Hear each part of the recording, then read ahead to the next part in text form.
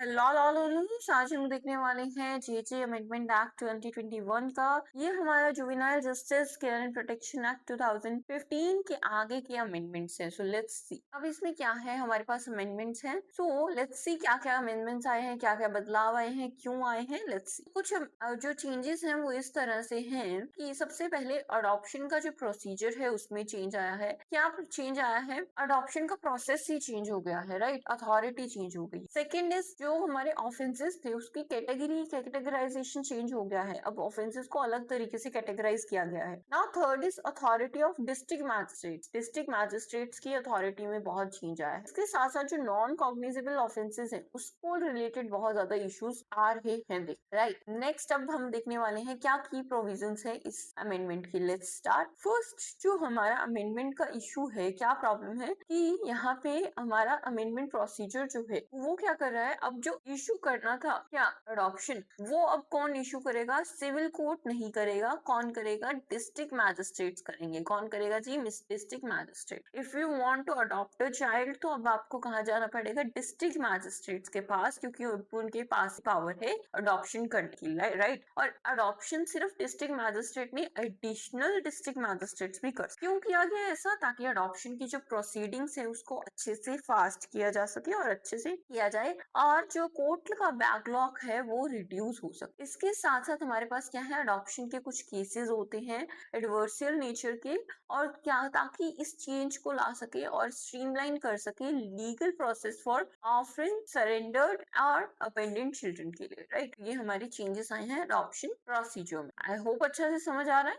Next है categorisation of offences. पहले हमने अभी पढ़ा था मेरे लेक्चर सीरीज में कि हीनियस क्राइम होता है, सीरियस क्राइम होता है, पिटी क्राइम होता है, राइट। आप मुझे बताएंगे कौन से सेक्शंस में ये लिखे गए। अब जो ये अमेंडमेंट आया है उसमें क्या है कि जो ऑफेंसेस, सीरियस ऑफेंसेस को दोबारा से रीडिफाइन कर दिया गया है, जिसमें मैक्सिमम पनिशमेंट क्या है, एक्सीडिंग 7 years है। 7+ years क्या है, मैक्सिमम इम्प्रिजनमेंट है, राइट। वेयर मिनिमम पनिशमेंट जो है वो क्या है, मिनिमम पनिशमेंट जो है लेस देन 7 years है। तो ये क्या हो गया हमारा कैटेगराइजेशन ऑफ ऑफेंसेस में क्या है, चेंज कर दिया गया और सुप्रीम कोर्ट का डायरेक्शन होगा इसमें। इसके बाद है non cognizable offences. Non cognizable offences क्या होते हैं? ऐसे ऑफेंसेस जो बच्चों के अगेंस्ट किए जाते हैं, ऑफेंसेस अगेंस्ट चिल्ड्रन, राइट, और वो पनिशेबल होते हैं 3 to 7 years इम्प्रिजनमेंट तक। और नॉन कॉग्निजेबल होते हैं, नॉन कॉग्निजेबल मीन्स कि जो बिना वारंट के पुलिस क्या कर सकती है, अरेस्ट कर सकती है, राइट। अब लेकिन इसमें क्या होता है, नॉन कॉग्निजेबल ऑफेंसेस क्या होते हैं, पुलिस जो है वो केस रजिस्टर नहीं कर सकती बिना मैजिस्ट्रेट के ऑर्डर। इट मीन्स उस बच्चे को क्या है, मैजिस्ट्रेट के सामने विदिन 24 hours क्या है लेके जाना जरूरी है, excluding the time required for the journey, right. इसके साथ साथ हाई कंसर्न्स हो रहे हैं कि जो पोटेंशियल डिले होता है रिपोर्टिंग में और जो इन्वेस्टिगेशन करने में यूज का चाइल्ड केयर इंस्टीट्यूट के से, तो वो क्या है, इस चीज को और ध्यान। नेक्स्ट है हमारे पास child welfare committees, CWCs and children court. ये क्या है, एलिजिबिलिटी क्राइटेरिया जो है CWC के मेंबर्स के लिए वो चेंज कर देता है और क्या करता है, क्लैरिफाई करता है कि जो चिल्ड्रन कोर्ट है उसका क्या रोल है, जो भी इसके अंदर मतलब एस्टेब्लिश हुए किसके अंदर, the commission for protection of childs right act 2005। Special courts under POCSO के अंदर जो स्पेशल कोर्ट्स हैं 2012 का ये हमारा पोस्को एक्ट है, राइट। इसके अंदर जो भी क्या है स्पेशल कोर्ट्स है, तो क्या इसमें बच्चों के प्रोटेक्शन के लिए क्या किया जा रहा है, तो वो उसके जो एलिजिबिलिटी क्राइटेरिया में उसमें क्या है, डिफरेंस आया, चेंज आया। नेक्स्ट है ऑब्जेक्टिव्स एंड रैशनल। अब ये जो अमेंडमेंट है वो उसके क्या ऑब्जेक्टिव्स है, क्यों किया गया ये अमेंडमेंट, तो हमने देखना है। तो जो अडॉप्शन है उसको थोड़ा स्ट्रीमलाइन करने के लिए, ज्यादा अडॉप्शन हो सके, और जो रिड्यूस है पेंडेंसी इन कोर्ट, मतलब जो कोर्ट में केसेस चलते रहते हैं उस पे जो पेंडिंग रहते हैं उसको कम करने के लिए क्या कर दिया गया है, अब क्या है, डिस्ट्रिक्ट मैजिस्ट्रेट के पास अडॉप्शन का इशू करने का पावर देते हैं। नेक्स्ट क्या है, इंश्योर करना है प्रॉपर कैटेगराइजेशन ऑफ जुवेनाइल जो ऑफेंसेस हैं उसका प्रॉपर कैटेगराइजेशन करने के लिए, ठीक है, अंडर BNS या फिर IPC। अब इसके साथ साथ क्या है, हमारे स्ट्रेंथन करने के लिए चिल्ड्रन प्रोटेक्शन मैकेनिज्म को, अगर मान लो कि चिल्ड्रन प्रोटेक्शन मैकेनिज्म है उसी में बच्चे के साथ कुछ ऑफेंस हो रहा है, तो दैट्स अ बहुत गलत चीज, राइट। तो उस चीज को और अच्छे से करने के लिए, प्रोटेक्शन अच्छे से देने के लिए और ये सब चीजों का ध्यान रखना पड़ता है। अब इसमें क्या है, हमें और भी चीजें देखनी है कि जैसे UN convention on children right of children है, राइट, हॉग जो कन्वेंशन है फॉर इंटरनेशनल अडॉप्शन, ये जो हमारी इंटरनेशनल कन्वेंशन है, इन ये भी क्या करती हैं, बच्चे के प्रोटेक्शन मैकेनिज्म को क्या है,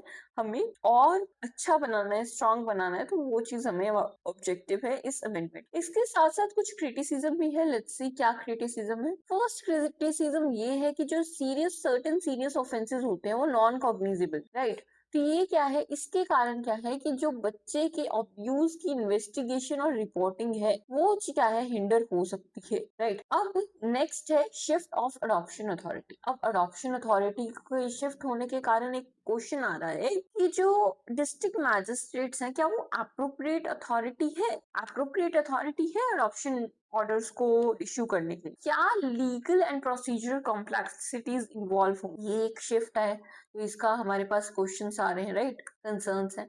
अब इम्प्लीमेंटेशन गैप्स की हम बात करें, जो किताबों में पढ़ा था वो reality is not the same. Sometimes reality is very hard and heartening, right. कुछ स्टेट्स और यूनियन टेरिटरीज में क्या है, फुल जो स्टैट्यूटरी बॉडीज हैं वो है ही, ठीक है। आपने बोल दिया बच्चे को रखा जाएगा चाइल्ड केयर में, राइट, वो है ही नहीं तो क्या किया जाए, नहीं कर पाएंगे ना। तो वही चीज है, इम्प्लीमेंटेशन गैप्स इसी को बोलते हैं कि जब क्या है, स्टैट्यूटरी बॉडीज हो ही ना जो इस एक्ट के अंदर रिक्वायर्ड है, तो ये इफेक्टिवनेस नहीं हो सकती। इससे तो पहले हमें क्या है, स्ट्रक्चर पे ध्यान देना बहुत जरूरी है, राइट। तो अभी तक हमने क्या देखा कि किस तरीके से हमारे अमेंडमेंट्स जो हैं, राइट, अमेंडमेंट जो है जेजे एक्ट में वो हमें किस तरीके से बता रहा है और इम्प्रूव करने की ट्राई कर रहा है इस एक्ट को, राइट। हमने करेक्टराइजेशन भी देखा ऑफेंसेस का, नॉन कॉग्निजेबल ऑफेंस देखे, सीडब्ल्यूसी के बारे में देखा, चिल्ड्रन कोर्ट के बारे में देखा, ऑब्जेक्टिव्स देखे, क्रिटिसिज्म देखा, इम्प्लीमेंटेशन गैप्स देखे, राइट। एंड आज के लिए इतना ही, हमने अमेंडमेंट्स अच्छे से देख लिए हैं और मिलते हैं नेक्स्ट वीडियो में जो कि है landmark judgments juvenile justice act 2025 में। मिलते हैं जल्दी ही नेक्स्ट वीडियो में। आज तक के लिए इतना ही। Thank you for watching.